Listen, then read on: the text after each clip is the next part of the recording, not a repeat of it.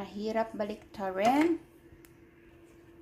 So, yan siya. Nabaliktad ko na. Ngayon, ang gagawin natin, ilalagay na naman natin sa oven. So, yung ilalim nun, brown na siya. At ngayon, dito naman sa backside. So, pinaka-importante kasi guys, pag nagbibig ka, especially panghanda, dapat iingatan mo yung skin na hindi masira. So, ganyan na siya guys. Ito naman, nag-slice talaga ako ng laman para yung sauce natin manunuot sa lahat ng laman yan.